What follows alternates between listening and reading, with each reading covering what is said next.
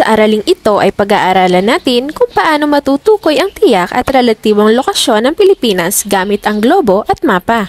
Mahalagang kasanayan ito upang malaman at mapahalagahan ang kinalalagyan ng bansa sa mundo. Tatalakayin din natin ang pambansang teritoryo at mga hangganan ng bansa at ang kahalagahan ng mga ito sa politika, ekonomiya at relasyong diplomatiko ng bansa sa mundo.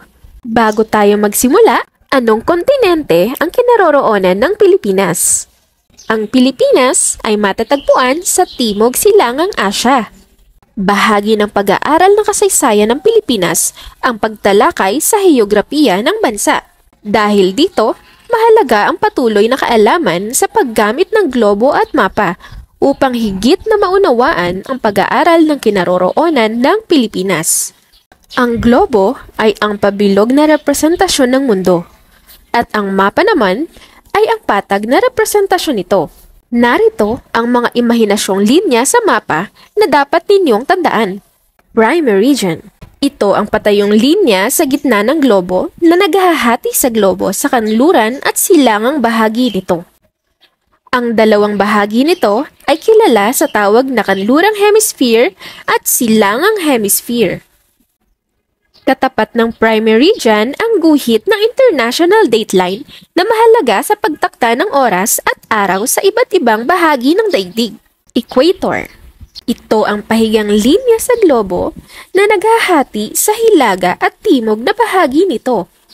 Tanyag na tawag sa mga ito ay hilagang hemispero at timog hemispero. Longitude.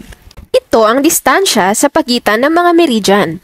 Sinusukat nito ang layong pasilangan o pakanluran ng isang lugar mula sa prime meridian.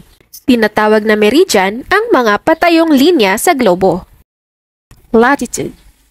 Tinatawag na parallel ang mga pahigang linya sa globo. Ang latitude ay ang distansya sa pagitan ng mga parallel. Sinusukat nito ang layong pahilaga o patimog ng isang lugar mula sa equator. Grid. Ito ay ang kwadradong espasyo sa globo at mapa na nabubuo bunga ng pagtatagpo ng mga parallel at meridian. Ngayon ay tatalakayin naman natin ang iba't ibang bahagi ng mapa. Compass rose. Ang compass rose ay isang representasyon ng mga pangunahin at pangalawang direksyon sa mapa upang matukoy ang kinaroroonan ng isang lugar. May 4 na pangunahing direksyon: hilaga, silangan, kanluran at timog. Ang tawag naman sa mga direksyon sa pagitan ng mga pangunahing direksyon ay mga pangalawang direksyon na kinabibilangan ng mga sumusunod: hilagang silangan, hilagang kanluran, timog silangan at timog kanluran. Ang ikalawang bahagi ay tinatawag na pananda.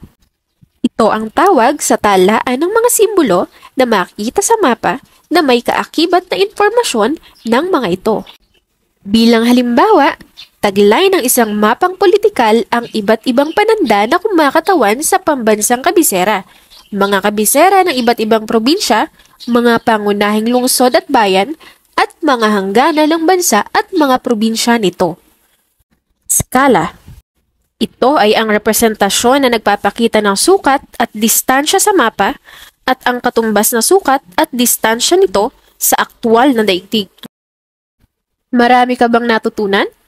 Tignan natin. Alamin kung ano ang tinutukoy ng bawat pangungusap. Una, ito ay patag na representasyon ng mundo.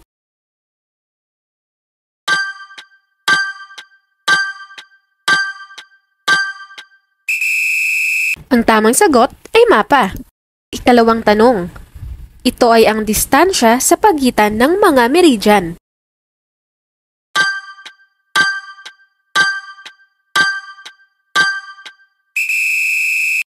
Ang tamang sagot ay longitude. Ikatlong tanong, ito ay ang distansya sa pagitan ng mga parallel.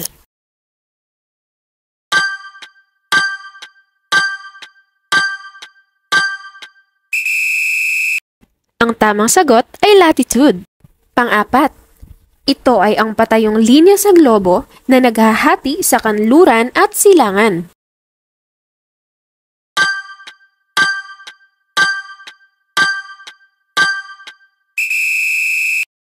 Ang tamang sagot ay prime meridian. Huling tanong. Ito ang representasyon ng mga pangunahin at pangalawang direksyon sa mapa.